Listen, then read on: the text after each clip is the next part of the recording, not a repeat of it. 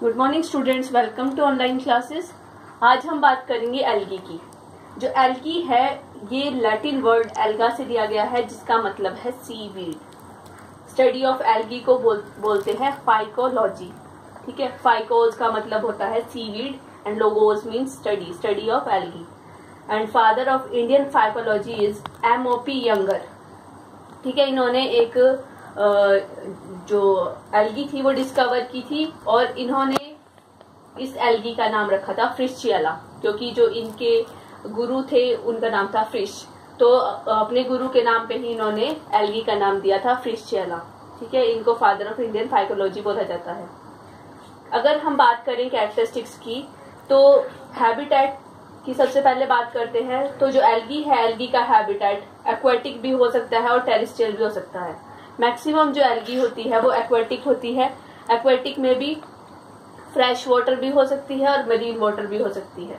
ज्यादातर जो higher algae हैं, हमारी हायर क्लासेस हैं एल्गी की, वो मरीन वाटर हैं और जो लोअर क्लासेस हैं वो सारी फ्रेश वाटर में पाई जाती हैं। और टेरेस्ट्रियल है तो बहुत सारी इसकी वेराइटीज हैं कि कोई मड पे है, कोई एपिफिटिक है, लैंड पे है या किसी के साथ एसोसिएशन में है, जैसे लाइकन्स की फॉर्म में एग्जिस्ट करती है फंजाई के साथ। तो इसके बहुत सारे हैबिटेट हैं। अगर हम प्लांट फॉर्म्स की बात करें तो एल्गी के बहुत सारे प्लांट फॉर्म्स की फॉर्म में एग्जिस्ट करती है। इसका जो मेन प्लांट बॉडी होती है उसको थैलस बोला जाता है। थैलस जहां भी वर्ड आए तो उसका मतलब है plant body is not differentiated into root, stem and leaves. जिस प्लांट बॉडी में हम रूट, स्टेम और लीव्स के बीच में कोई भी डिफरेंशिएशन नहीं कर सकते उस प्लांट बॉडी को थैलस बोला जाता है। तो जो एल्गी है, एल्गी में यूनिसेलुलर से लेके मल्टी सेलुलर तक का थैलस पाया जाता है। यूनिसेलुलर में भी मोटाइल भी एग्जिस्ट करता है और नॉन मोटाइल भी एग्जिस्ट करता है। सिंगल सेल्ड है और मोटाइल भी है, तो मूव कर सकता है। मोटाइल है मतलब उसके पास फ्लैजिला होंगे। तो ऐसा एक एग्जांपल है हमारे पास, वो है क्लेमाइडोमोनास जो कि मोटाइल यूनिसेलुलर फॉर्म में एग्जिस्ट करता है। और है नॉन मोटाइल। नॉन मोटाइल में डायटम्स हैं। डायटम्स आपने किंगडम प्रोटिस्टा के अंदर भी पढ़े होंगे, इसको हम एल्गी के अंदर भी पढ़ते हैं। क्रिसोफाइट्स के अंदर, क्रिसोफाइसी क्लास के अंदर इसको डायटम्स को हम एल्गी के अंदर भी पढ़ते हैं। अब अगर थैलस की बात करते हैं तो मल्टी सेलुलर, यूनिसेलुलर में मोटाइल नॉन मोटाइल आ गया, और मल्टी सेलुलर में कॉलोनियल भी हो सकता है और फिलामेंटस भी हो सकता है।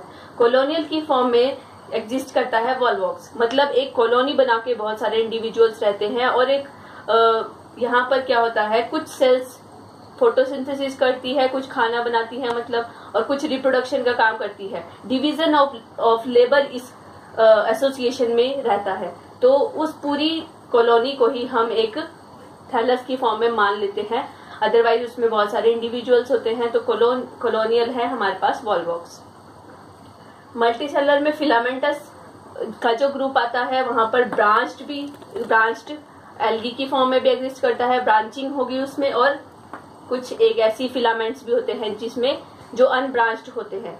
अब जो ब्रांचिंग है, ब्रांचिंग में पैरेन्काइमा है, मतलब प्रॉपर वहां पर थिन वॉल्ड सेल्स प्रेजेंट होती हैं। और यहाँ पर ऐसा भी हो सकता है कि एक मास दिखे सेल्स का, लेकिन वो उस तरह से मास नहीं होता, उसे बोलते हैं स्यूडो पैरेन्काइमा। मतलब वहां पर साइफन्स की फॉर्म में, पाइप्स की फॉर्म में जो सेल्स हैं वो एग्जिस्ट करती हैं, लेकिन अगर उसका आप सेक्शन कट करेंगे तो आपको वहां पर पैरेन्काइमेटस सेल्स की फॉर्म में वो स्ट्रक्चर दिखेगा, इसलिए इसको स्यूडो पैरेन्काइमा बोला जाता है। तो ब्रांच में पैरेन्काइमा है तो इसका एग्जाम्पल है सर्गैसम, और स्यूडो पैरेन्काइमा में एग्जाम्पल है पॉलीसाइफोनिया। फिलामेंटस में अनब्रांच फॉर्म एग्जिस्ट करती है, उसमें एग्जाम्पल है हमारे पास स्पायरोगायरा और उइडोगोनियम। ये बहुत इंपॉर्टेंट एल्गी है। ठीक है, अगर हम इसके थैलस की बात करें, अब ये तो थैलस की टाइप्स थी कि यूनिसेलुलर भी हो सकता है, मल्टी सेलुलर भी हो सकता है। यहाँ पे हमने एग्जाम्पल्स भी डिस्कस कर लिए। अब जो इनके थैलाई होते हैं वो जनरली कोटेड रहते हैं म्यूसिलेज से। क्यों? क्योंकि वो पानी के अंदर हैं। अगर पानी के अंदर किसी भी म्यूसिलेजिनस कवरिंग से वो कोटेड नहीं रहेंगे तो उनके अंदर किसी भी बैक्टीरिया का या कोई भी और डिजीज होने का खतरा रहता है, तो वो अपने आप को प्रोटेक्ट करने के लिए म्यूसिलेज से अपने थैलस को कवर कर लेते हैं। और बहुत सारी ऐसी प्रॉपर्टीज हैं जिसकी वजह से उनको म्यूसिलेजिनस कोटिंग बनानी पड़ती है ताकि वो एक्वेटिक एनवायरनमेंट में सर्वाइव कर सकें। अब हम पहले भी डिस्कस कर चुके हैं कि जो एल्गी है वो एट्रैकियोफाइटा के अंदर आता है, मतलब इसके अंदर जो प्रॉपर वैस्कुलर बंडल्स हैं, वैस्कुलर सिस्टम है जाइलम फ्लोएम का, वो एब्सेंट रहता है।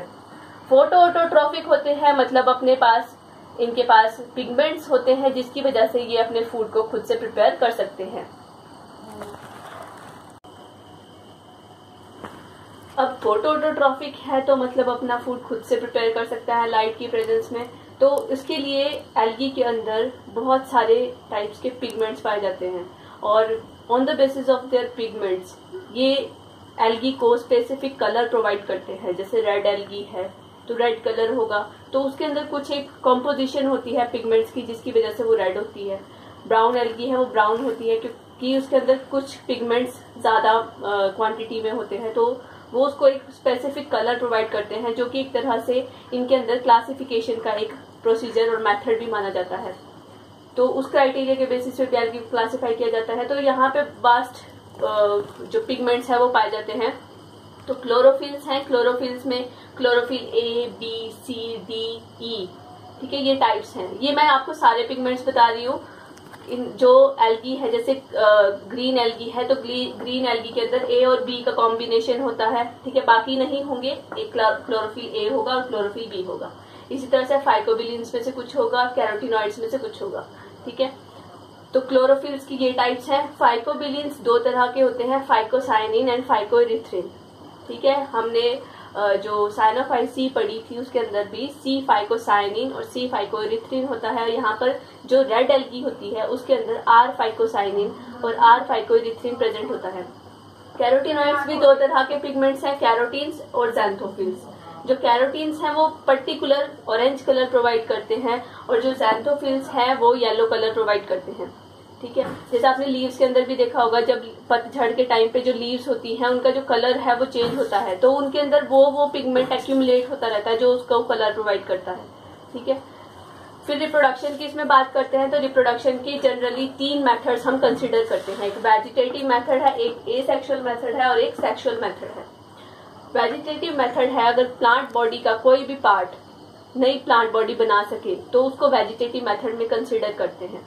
तो जैसे वेजिटेटिव मेथड में हमारे पास यहाँ पे फ्रेगमेंटेशन है, अगर एल्गी का कोई भी पार्ट टूट जाए, फ्रेगमेंट उसका टूट गया है, तो वो फ्रेगमेंट ग्रो करके नई प्लांट बॉडी बना सकता है। तो स्पायरोगायरा के अंदर फ्रेगमेंटेशन के थ्रू प्रोपेगेशन होती है।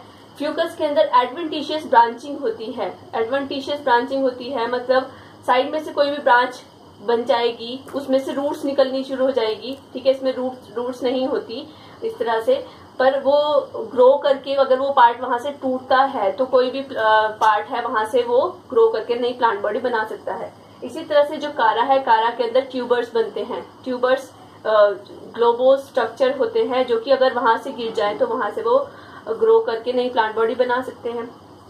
एसेक्सुअल रिप्रोडक्शन के भी यहाँ पे बहुत सारे टाइप्स हैं। एसेक्सुअल मेथड्स में हम जनरली कंसिडर करते हैं स्पोर्स को, जहाँ पे स्पोर्स प्रोड्यूस होते हैं। हम ऑलरेडी फंजाई के अंदर भी बहुत सारे स्पोर्स पढ़ चुके हैं, तो एल्गी के अंदर भी बहुत सारे स्पोर्स फॉर्म होते हैं।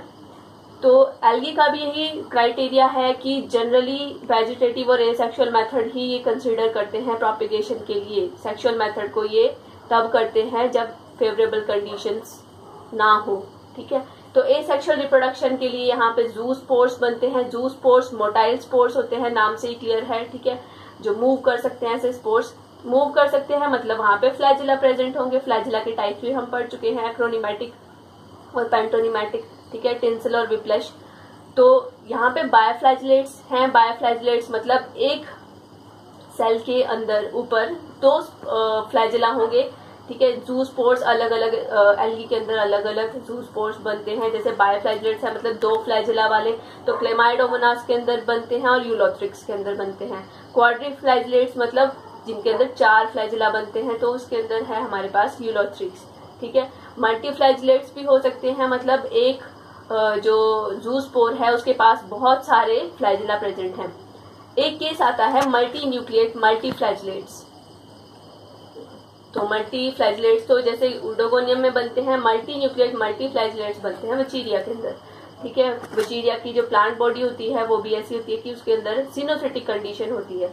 तो यहाँ पर एक ही सेल के अंदर बहुत सारे उसमें फ्लैजिला बनते हैं और बहुत सारे वहां पर न्यूक्लियाई प्रेजेंट होते हैं जो कि प्रोपेगेशन करते हैं। अगर कोई सबस्ट्रेटम उसको मिल जाता है वहां पर वो ग्रो करके नई प्लांट बॉडी बना देते हैं।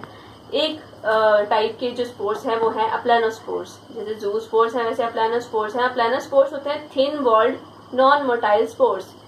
नॉन मोटाइल है, मूव नहीं कर सकते, इनके पास फ्लैजिला नहीं है, लेकिन ये कैसे हैं, थिन वॉल्ड हैं। ये फेवरेबल कंडीशंस में बनते हैं। जूस्पोर्स भी फेवरेबल कंडीशंस में बनते हैं और अप्लानोस्पोर्स भी फेवरेबल कंडीशंस में बनते हैं। फिर आते हैं हिप्नोस्पोर्स। हिप्नोस्पोर्स होते हैं thick walled non motile spores.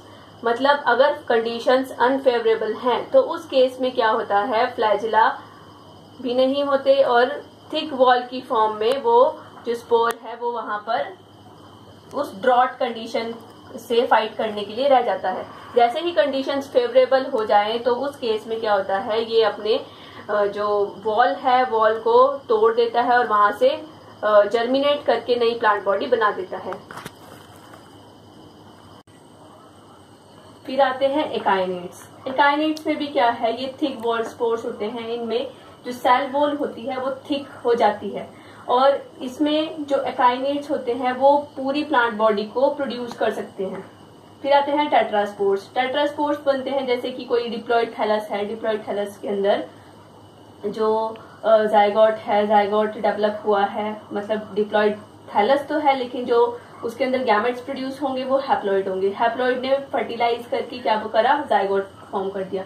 अब जो जाइगोट है, जाइगोट क्या करेगा, कई बार वो क्या करता है, डिवाइड करके हैप्लॉइड प्लांट बॉडी बना देता है। ठीक है, वो नॉन मोटाइल हैप्लॉइड स्पोर्स यानी मियोस्पोर्स वहां पे प्रोड्यूस होते हैं, उन्हें बोलते हैं टेट्रास्पोर्स, क्योंकि वो एक जाइगोट से 4 स्पोर्स बनते हैं और कुछ टाइम तक वो चारों के चारों अटैच्ड रहते हैं। जैसे 3 यहाँ सामने दिख रहे हैं, एक बैक साइड में होता है, तो वो टेट्रास्पोर्स वहां पे बनते हैं।